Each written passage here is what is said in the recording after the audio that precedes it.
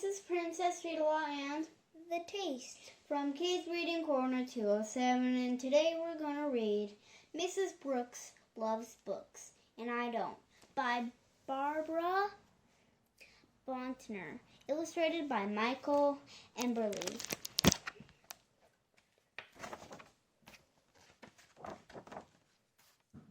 Mrs. Brooks is our librarian. She loves books a lot. She loves the runaway bunny and Babar and where the wild things are and the very hungry caterpillar. I asked Mrs. Brooks why she dresses up for a reading circle.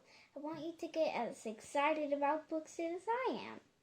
She says, I think Mrs. Brooks gets a little too excited, and I bet her costume itches.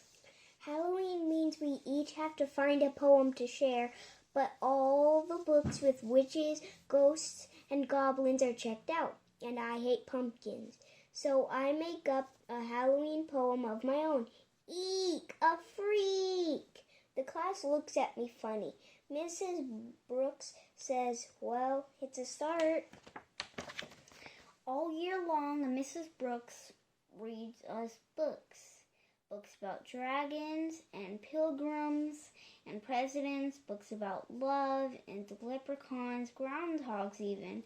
It's vexing.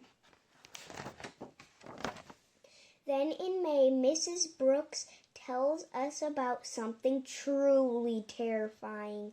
Book Week. You each need to pick a favorite story to share with the class. I want you to wear a costume and tell us all about it. Really, show us why you love it. I'll never love a book the way you do, I tell Miss Brooks. Don't be so sure, she says.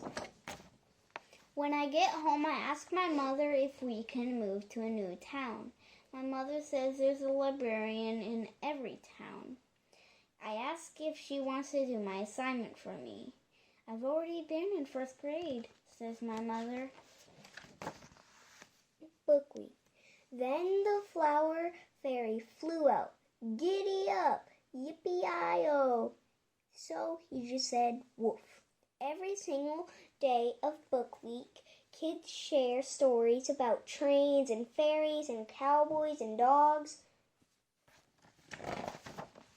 When Mrs. Brooks asks what I think, I say, too flowery, too furry, too clickety, too yippity.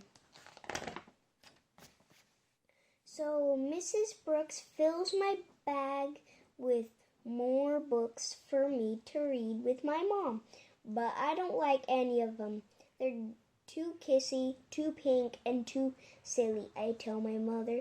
You're as stubborn as a wart, she says. Warts? I want to read a story with warts, I shout. Warts! My mother finds a book called Shrek. Shrek has hairs on his nose and he snorts. I love that. Can you read it again? I ask. Snort, snort, snort, snort, snort, snort. I love this book. I have to practice the words over and over, but my mother helps. Then we make an ogre costume. I make stick-on warts for the whole class. When I get to school the next day, I ask Miss Brooke to lend me a hand. When I say the word snort, the whole class snorts. I explain why a stubborn, smelly, snorty ogre searches for a revolting bride makes me laugh. Snort, snort, snort, snort, snort. Mrs. Brooks says she's glad I've found a book to love.